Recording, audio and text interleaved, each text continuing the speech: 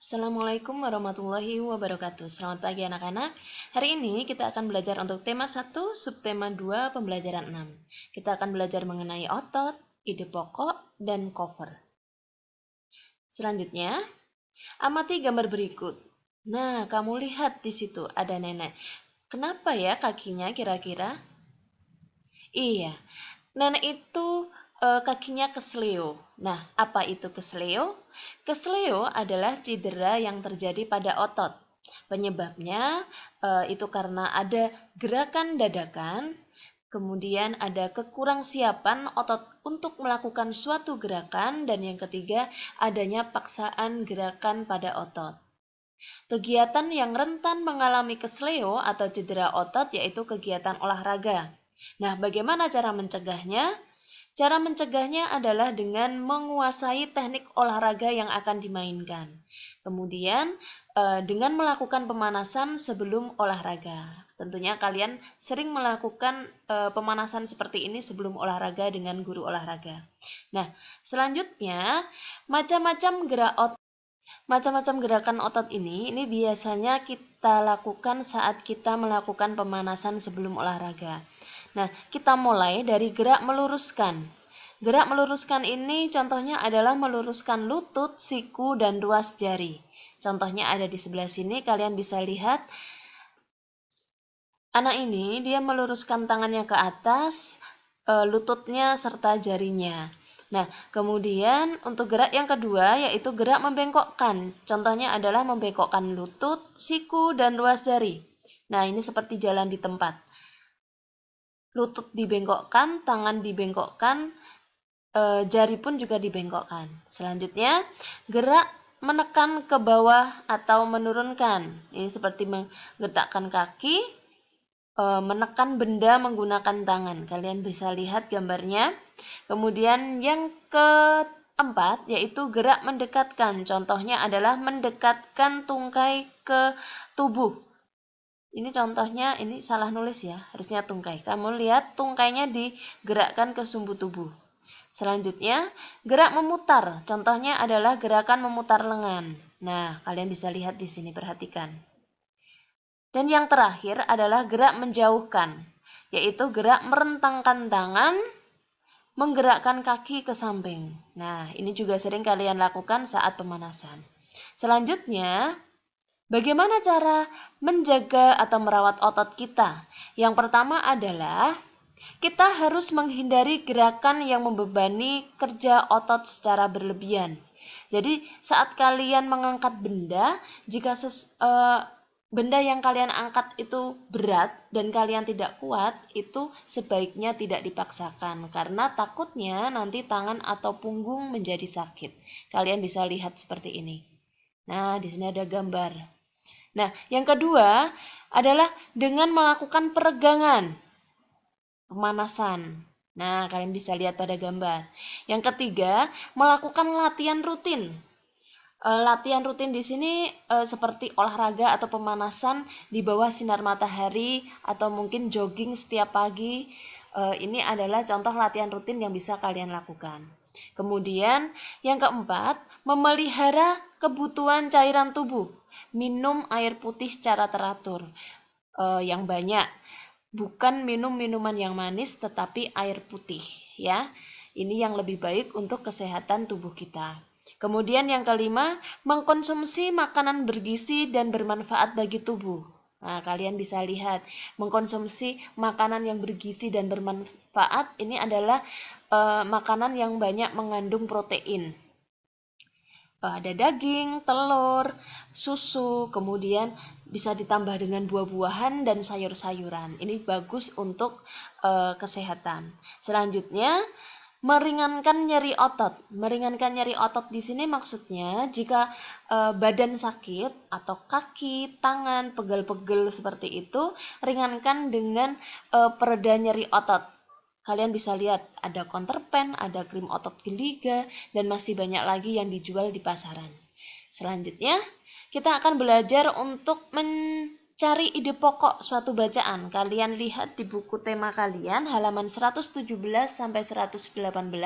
Di situ ada bacaan mengenai binaragawan Indonesia, yaitu Aderai.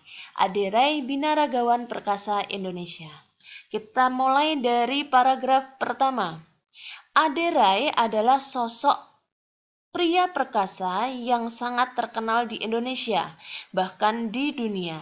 Sebagai binaragawan Indonesia, banyak sudah prestasi yang diraihnya, baik di tingkat nasional maupun internasional.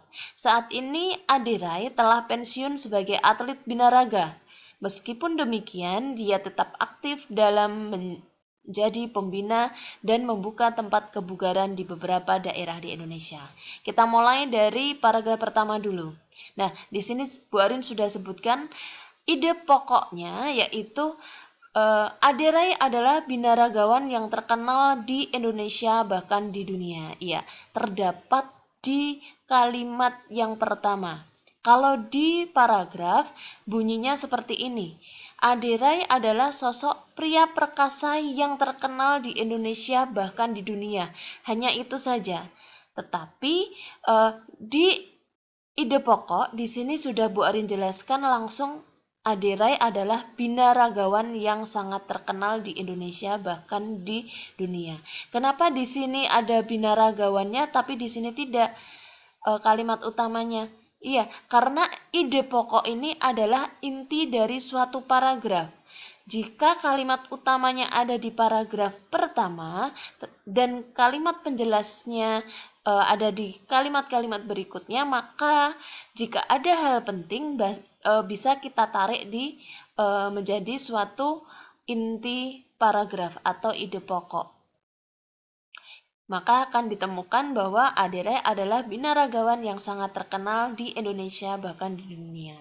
Untuk yang kedua, pada waktu kecil Aderai hanya seorang anak kecil yang memiliki tubuh kurus. Bahkan dia dibilang sangat kurus. Pada umur 10 tahun, Aderai hanya memiliki tubuh 25 kilo.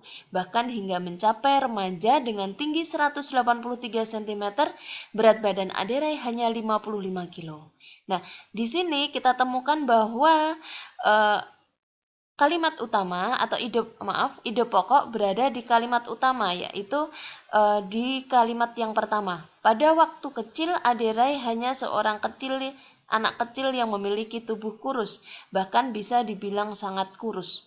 Nah, dari situ kita simpulkan bahwa waktu kecil Aderai itu kurus. Nah, ya kan?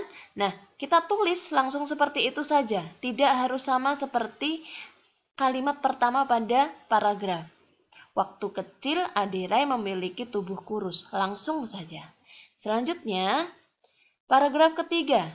Aderai memiliki minat yang tinggi pada bidang olahraga. Pada awalnya, ia menggeluti bidang olahraga bulu tangkis. Namun, Aderai tidak begitu lama menggeluti bulu tangkis hingga pada akhirnya ia lebih memilih menjadi seorang atlet binaraga. Nah, di sini intinya ada di kalimat pertama. Aderai ia memiliki minat yang tinggi pada bidang olahraga. Maka dapat disimpulkan ide pokoknya adalah Aderai memiliki minat yang tinggi dalam bidang olahraga. Nah, selanjutnya yang keempat, prestasi pertama Aderai dalam bidang olahraga diraih pada tahun 1995. Prestasi tersebut memicu untuk terus aktif mengikuti berbagai kejuaraan, mulai lingkup kecil hingga besar, mulai dari lokal hingga nasional serta hingga internasional. Hingga akhirnya Aderai terus berkembang dan meraih prestasi demi prestasi dari berbagai kejuaraan. Nah, dari sini dapat kita simpulkan ide pokoknya, yaitu di kalimat pertama, yaitu prestasi pertama Aderai dalam bidang binaraga diraih tahun 1995. Selanjutnya untuk paragraf kelima. Masalah prestasi yang diraih Aderai tidak perlu diragukan lagi. Dari berbagai kejuaraan yang diikuti, selalu membuahkan hasil yang mengagumkan. Salah satunya kemenangannya di Musclemania World atau kejuaraan dunia binaraga. kelas berat ringan. Dari situlah kemudian membawa Aderai menuju kejuaraan multi-event Asia Tenggara atau SEA Games pada tahun 1997. Pada kejuaraan tersebut, Aderai pun mampu mempersembahkan emas bagi bangsa Indonesia. Bahkan setelah itu, masih banyak piala medali yang ia raih dari berbagai kejuaraan tingkat nasional maupun internasional. Nah, dari paragraf kelima ini dapat kita ambil ide pokok dari paragraf kelima, yaitu pada kalimat pertama. Masalah prestasi yang diraih Aderai tidak perlu diragukan lagi dan dapat disingkat atau kita ambil intinya, prestasi yang diraih Aderai tidak perlu diragukan lagi. Nah, selanjutnya kita akan membahas mengenai cover. Nah, apa itu cover? Cover adalah sampul buku yang dibuat menyesuaikan isi buku. Nah, tujuan untuk dibuatnya cover adalah yang pertama, memudahkan pembaca mengetahui isi buku, walaupun hanya sekilas ya. Jadi kita lihat covernya, kita tahu, oh bukunya tentang apa. Nah, selanjutnya, menarik minat pembaca untuk membaca buku secara keseluruhan. Jadi kenapa kok cover itu dibuat menarik? Agar dapat menarik minat pembaca untuk membaca buku itu secara keseluruhan. Nah, unsur-unsur cover sendiri ini sudah pernah dijelaskan. Di sini Bu Arin ulang, ada judul dan huruf yang menarik. Kemudian ada kalimat penjelas pada judul, bawah judul biasanya. Kalimat penjelasnya singkat dan mudah dipahami. Ada nama penulis, ada identitas penulis, ada gambar yang menarik, ada sinopsis atau rangkuman yang berada di belakang buku atau di sisi belakang. Kemudian ada identitas buku. Identitas buku itu berada di punggung buku. Nah, selanjutnya ragam desain. Di sini ada dua. Ragam desain kemarin kita sudah bahas. Kalian juga sudah membuat desain cover. Yang pertama adalah desain cover warna putih dan tulisan sederhana. Kemudian ada desain berwarna. Kita akan belajar contoh menggambar cover depan buku.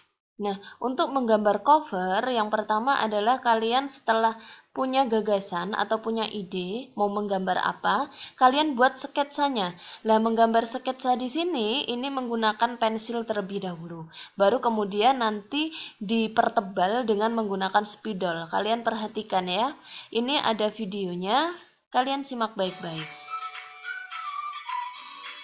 Nah, ini ditebalkan ya.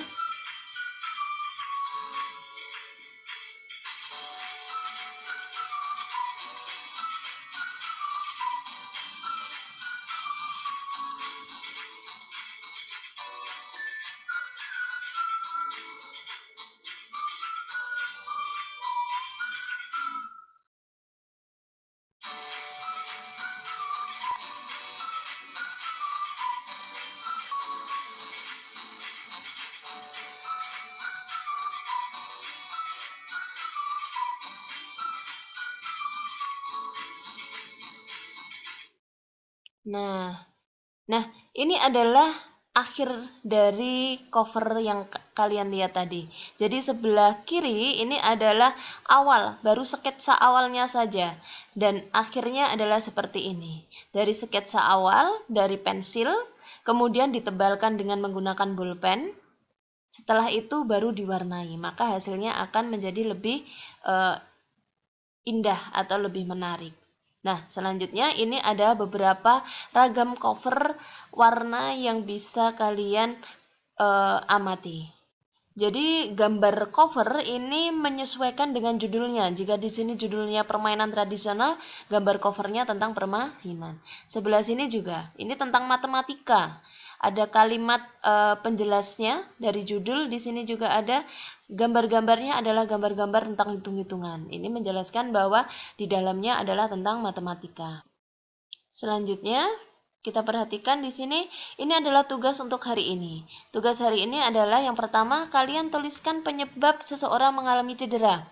Kemudian yang kedua, kalian tuliskan ide pokok bacaan Aderai Binaragawan Perkasa, paragraf 6 dan 7 saja. Yang ketiga, perhatikan gambar berikut. Gambar ini, tuliskan unsur-unsur cover sesuai gambar pada cover sebelah kanan ini.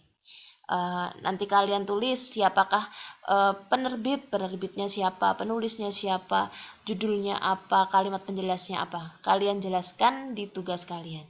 Terima kasih untuk hari ini. Wassalamualaikum warahmatullahi wabarakatuh. Selamat belajar.